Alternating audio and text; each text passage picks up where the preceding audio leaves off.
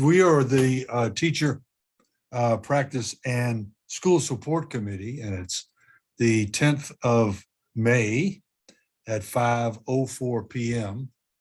And Alistair Chang, representative, we're on first name basis here since we only have two members of the committee anyway.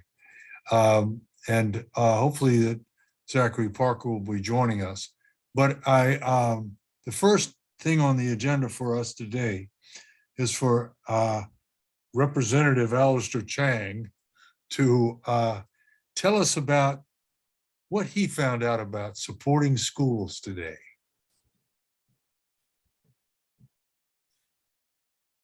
And you're muted. There you go. Thank you, Representative OLeary. I'm really excited to share that some of the literacy work that the board has been working on was unanimously passed by council to be funded today.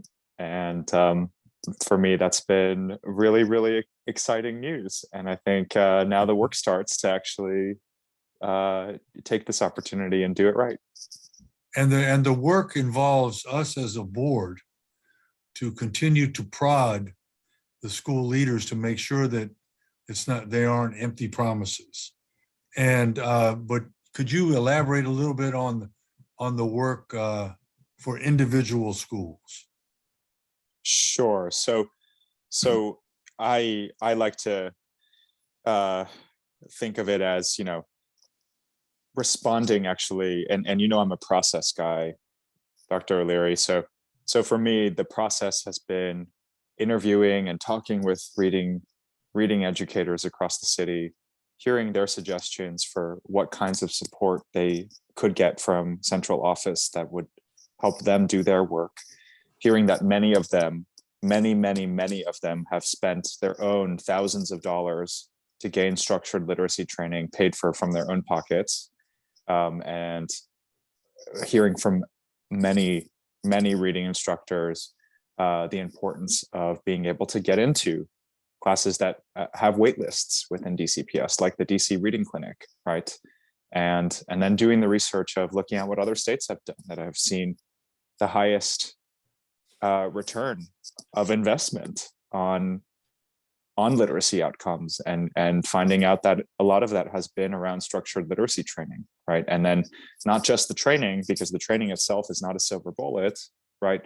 But what that creates as an opportunity to then align the training with assessments, with curriculum, and then with broader school support for those reading instructors to be able to do the work that they got into this work to do, right? Which is to help kids learn how to read. And so for me, this is what happened in council today is a really great first step. I think it's the tip of the iceberg. And I think I certainly have a lot to learn in terms of how to make sure that, we are bringing all the stakeholders, all the literacy stakeholders in early to shape this process and voice their perspectives and what their agency or their experience has been in this work. And so for me, it's an awesome opportunity. And I think we've got a lot of work ahead of us. And the charge is that there will be a reading instructor in every school. Is that correct? So the dream is that our reading instructors have structured literacy training to start, right? And that's what I mean by tip of the iceberg. We did not go so far this year, right, as to say, here's what's required in each school. But what we did is create a task force that would be under Aussie, under Aussie's management, to create that plan, right? What's feasible in having what you just recommended, Dr. OLeary. What is the initial time frame? Yeah, within this next budget year. Okay. So for example, we actually don't know as a city how many instructional coaches for reading there currently are and in which schools they are, right? As a centralized, I know. And who is supposed to know that? So now this gives Aussie the opportunity to be able to collect that Good. and centralize it so that we have a better sense of what kind of budget ask we want to make next year, right? To be able to accomplish things like what you just proposed. And if Aussie is the motor, then that's really good news, right? That they have Absolutely. I think I think that's the best case scenario, that they own it, right? Because yeah, that's how we make sure that things are sustainable too over time. because what just transitioning a little bit is what we have heard in our conversations with Aussie in many different venues, is that they don't have the ownership that the state superintendent's office should have on certain things, that they aren't the ones that are accountable for things like that. Is that right? So would you repeat that question? I'm just thinking what do you about, mean? Yeah. I'm just thinking about when we were talking with Aussie this last week and asking them questions about, well, who's responsible for finding out about attendance or something like that. And they weren't really the ones. They weren't the people who were in charge of that had the ownership on that necessarily. They were proposing things, but they weren't the people who owned it. And Aussie will own this. Is that correct? Yeah, and just want to frame here that for me, we're the way that education decisions in DC are made are relatively unique, right? There's a lot of different folks at the table, and I think the opportunity that gives us is, right, a broad diversity of stakeholders invested in these kinds of questions, and difficulties in corralling everyone to be on the same page, right? So for me, one of the things that we have to be really cognizant about in this work, and I think this is part of the board's work too in the coming year, to do this, take this opportunity and actually make the most of it, right, is to support Aussie in this work. Yeah. I mean, they're short on their capacity for this kind of work is very stretched, right? And so making sure that we do what we can to support our colleagues there in getting this work done, I think is something that I'm really excited about. I agree completely. I mean, I hope that that's what's going to happen. All right, just transitioning a little bit into school support, not along with the literacy part of the budget hearing today, were two major things that happened in Ward 4. And one of them was to find a place for the stay program, which is at Roosevelt right now. And Roosevelt is the brand new building was the capacity is 1,100. And what they're looking at next year, if the stay program was there, is that the capacity, they would have almost 1,800 students. So what they did pass at the budget hearing today was Roosevelt is going to go to Garnet-Patterson after it's done, after there's some money spent fixing the school up, and they'll have their own program at Garnet-Patterson, that stay program, which is a very valuable program in the city. And that will free up Roosevelt to be the owner of Roosevelt for a high school and not sharing that business, that facility with a completely different high school. And we also had the swing space for the only 3 schools in Ward 4 that are going to be remodeled. All the other schools have been remodeled. Whittier, LaSalle, Bacchus, and Truesdale. We now have the Sharpell School, which has been a swing space for schools all over the city. The Sharp building will now be a unique swing space for those 3 schools in Ward 4. So that has to do with supporting the schools too. And now we're going to go to follow the agenda, because Caitlin is getting mad at me right now. And we're going to talk about the roundtable for, or whatever we're going to call it, for assistant principals and teachers, for us to be able to hear from those people with boots on the ground in the schools about what we can, as a board, help them with. Caitlin, do you want to jump in a little bit and talk a little bit about what you gave us about that? And Yeah. also mention about the chance to be able to kick this off before the end of school if possible. Yeah, so I was just hoping to get from committee members the potential dates that you might want to hold this roundtable on, whether there are any APs you already have in mind, or I guess like if community members want to decide how they would like to divvy up the outreach, or if you would like staff support on that, for community members to establish the goals of this discussion. So what do we want to learn from APs and teachers? And yeah, so Fraser, feel free to jump what's in. your vision here? No, I would like, I think we need to reach out to our principals and find out about the time frame, because we're I mean, it may not get off the ground. We're only a month away from the end of school. Graduation is less than a month away. And Caitlin and Darren, just a quick question, and actually Fraser, to you too. In the past, how likely is it that we can engage them over the summer? I would think that would be not as likely as during the school year. So it may be something that we need to punt until the fall then? Not really, maybe simmer rather than boil until, but something we want to have something in concrete for the beginning, the first weeks of school are definitely not the time for that to happen.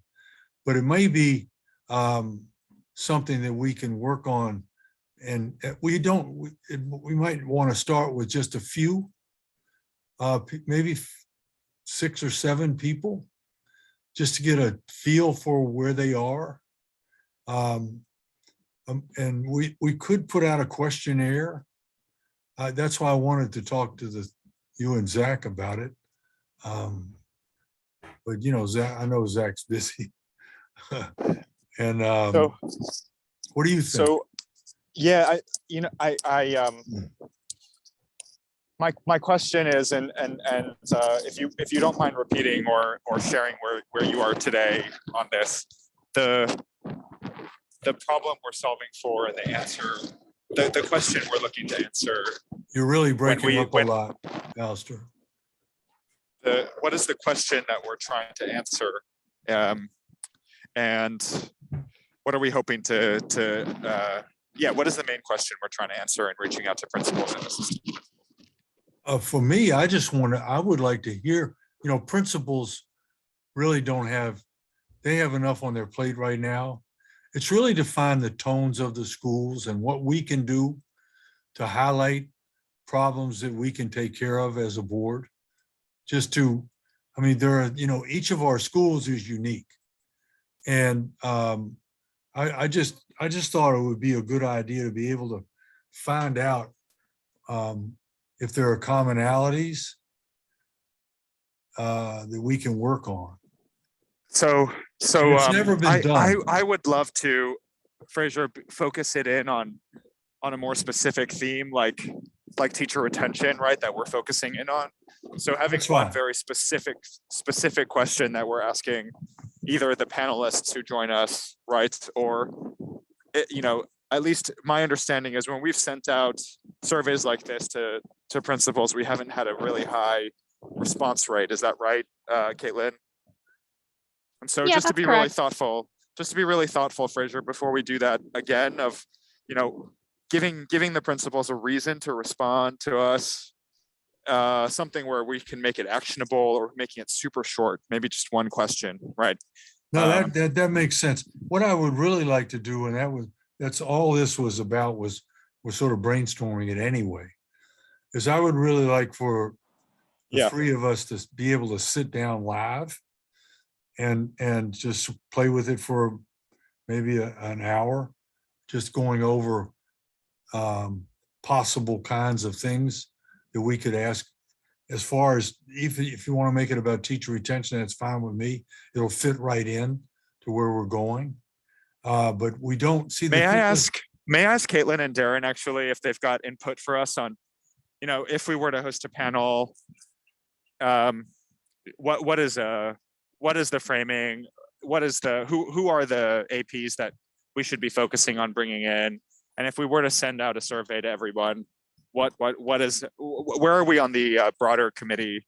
Sorry, excuse me, broader board and thinking about this as a survey we send out to everyone where the committees suggest a few questions, and could we kind of sort it into that? So it does sound like we want to do a survey first and then kind of let the roundtable happen sometime in the fall. So the survey would be the lead up, right? Yeah. Okay. To be honest, I was kind of hoping that the community members would have like an idea for that, because I'll help it with however I can when putting it together. But in terms of vision and idea, I think Alistair, you have a great point. We should have it be very focused. So I'm comfortable doing it on teacher retention.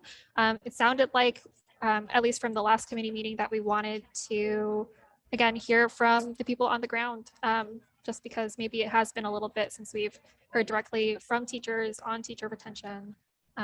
So that is my initial thought.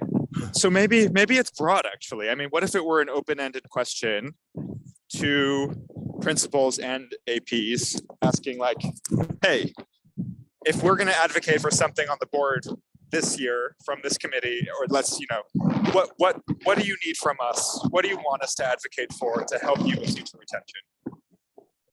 No, that's great. And I have a really good relationship with all of my principals in the ward.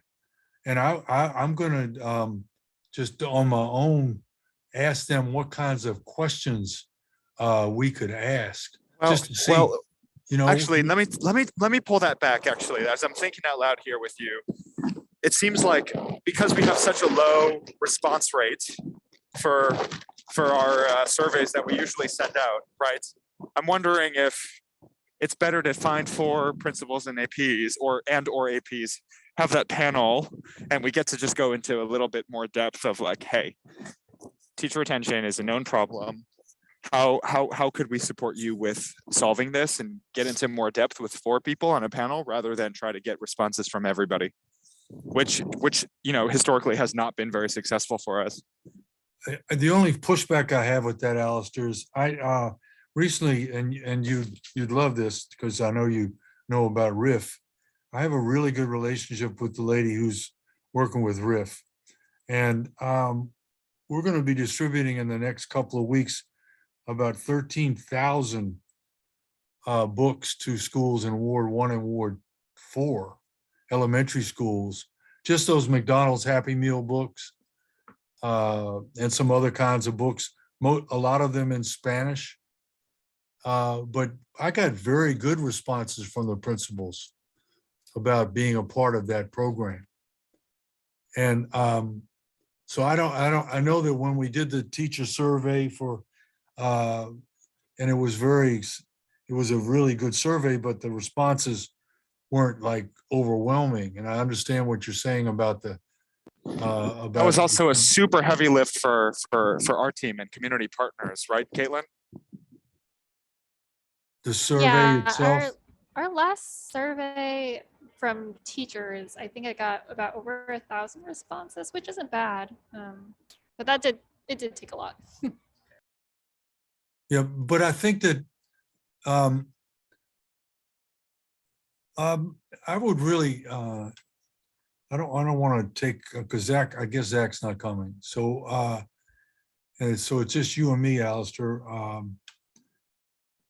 Why don't we talk offline, you and I, or have lunch or something, and sort of brainstorm it for a little while, and then when we meet again, or we can do it on a phone call or whatever, we Yeah. can sort of, we can flesh it out. My vote is we have a very open panel with principals and or APs asking for, hey, what's the update on teacher retention? What have you been hearing from other principals and your colleagues on what's working, what's not working, where and how can we support you from the board? And just focus in on having a really good panel, because I think we're going to learn a lot from 4 people and be able to go in more depth with 4 people than, the really thinking through how do we do this at scale across the city, given that summer's about to come, given that our staff is already overstretched, and given that, I don't think we have a very clear idea for how we are going to take the responses from that survey to help principals immediately, Right. to make No, so I'd really push for depth with a few people rather than try to get no, but that'll a also citywide. Yep. that'll also give us information for a survey. So cart, I guess the cart is a panel before the horse. So I guess that's a bad metaphor, but I got you. But Yeah. and maybe we could even try to schedule that. I mean, I think I can think of 1 or 2 principals who may be willing to squeeze this in over the summer, right? So okay, let's do that. I won't be able to be I'm going to appoint you as the co-chair to be at our next meeting, because I'm going to be in Salt Lake City. Oh, no, we pushed it back, didn't we, Caitlin? To the 15th, I think, or something like that. 14. The 14th. Okay, June 14th. so I will be back by then. All right, well, we'll Caitlin has the notes and it will get to us, and we'll work on that. The information that you got from Caitlin yesterday, Alistair, about the growing your own programs is self-explanatory, very helpful. Yep. And we tried to get Aussie, but they said they were, Caitlin, could you euphemize that information?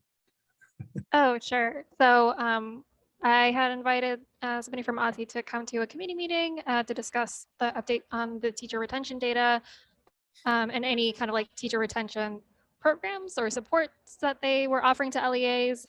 They politely declined, with the reasoning being that they are planning to release the data by the end of this month. And whenever they release the data, they are planning to come to a working session to present it.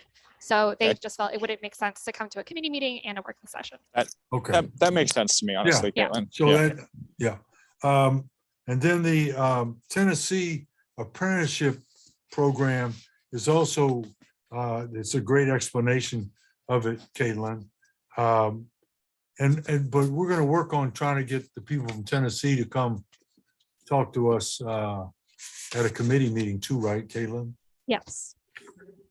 And What's the reasoning behind that, Fraser? to see how they're running that program for teachers. They have a residency program, how they're growing their own teachers in Tennessee. But if they're gonna do that at our working session, why bring them into the committee meeting? No, they're not coming to the working session. I'm Oh talking no, about- that was Aussie. that was Aussie. Got it. Okay. We're going to try to invite them to come to talk to us at our committee meeting about it. Does that make sense? Alistair, you're muted again. Yeah, that makes sense. So, Okay. Yep. Go You got ahead. anything else? Caitlin, Yeah, I that's mean, it? I wanna raise what I had brought up last time, which is, focusing in on one of the recommendations for teacher retention and just following through on it. It's a known problem. We have proposed recommendations that were already proposed by Mary Levy from years ago, right? that we as a board, I don't think have done a great job at following through on. So I Well, still want to know raise. if- I don't completely agree with that. The following through has hit brick walls. Well, what I mean by follow through is really doing the work. Honestly, Well, there is, see, Fraser, the thing is there isn't a whole lot of work that we can do besides raising our voices and making it known that the I teachers. disagree. What I mean by work is not naming the problem, but helping to formulate and start doing the work of the solution. Okay, I understand what you're saying. We have to have partners in the work. And we haven't had partners in trying to just identify the problem. We know what the problem is, the teachers are leaving. But we're not getting help from the executive branch to work on that. Right, but that's what I mean. I think we, as a committee, could also be doing more work, right, to convene, instead of convening the folks who are already overstretched, right, do a little bit more research on what other states have done around that particular solution that Mary Levy proposed, and or look at, what draft legislation could be proposed in DC, or how do we support the right agency to actually do this work? Who do we need to bring in as experts, right, to help us formulate the solution to that problem based on the recommendations that Mary Levy has put forward? That's what I mean. Okay. Right. I mean, yep. That piece would really excite me for what this committee could do. I know we're already halfway through the year though for this committee, so it's hard to start something like that now. But well, it's not hard for us to start it in the summertime. In fact, it gives us a little bit of freedom to start it in the summertime. And so if I think you being the longest serving teacher, maybe certainly on our board, but maybe in the city at this point, I'd love for you to tell us, like, which of Mary Levy's recommendations do you think is the most important one to start with? Okay, I take that charge. Okay. And then my recommendation would be that the committee convene some of those experts, right, academic, who've looked at that solution and tell us, how do you implement this? And then we bring some other states who have implemented it and learn from how did they implement it? And then we have some more we can give our colleagues, right, than just, hey, here's a problem. It's a really big problem. That's definitely not the solution. It's just keep harping on that there's a problem. I mean, I know you've talked to people in your schools, and there are people leaving. A lot more people leaving this year than maybe ever before. And that is certainly true, and it is a massive existential problem for us, for sure. Yeah. I think that's everything, isn't it, Caitlin? Yeah, I think so. Question for you, Fraser. I recently just remembered that I think John Paul had suggested if this committee would like to collaborate with Outreach and Advocacy Committee about that teacher-related legislation bill that we have kind of just sitting in council, if we can maybe devise a plan or something. Okay. You got to refresh me a little bit. Just that our teacher data bill, like, it was introduced, but no action has gone on it. Like, we were promised a hearing, but that hasn't happened. Can you send it to us right, soon? Sure. And let me look at it. That's a great idea. Okay, no problem. Great. And I don't have any problem working with another committee at all. I mean, the more the merrier, as far as we don't want to dilute, but you don't, just because you're working with another committee doesn't mean it's a dilution. It could be a stronger thing. So Fraser, for next time, will you pick one of the Mary Levy recommendations Yeah. that you think is the most important for us to focus in on and start with? And Yeah. I'd love to start digging into it a little bit more. Okay, and I'll get that to you by the end of the week, Super. because you're going to send that to me, Caitlin. I will. Yes. Thank you, Kaylin. Thank you, Darren. Thank you both, and all three of you, and we will see you next. It's on the 14th, right, Caitlin? Correct. June 14th. Okay, June 14th. And after some of the graduations are happening around that time too, I think. Great. All right, thank you. Thank you. Thank you. Alistair, and Bye. Tell Pumpernickel we said hi. Will do. Thank you. All right. Take care. Bye now. Bye. Bye-bye.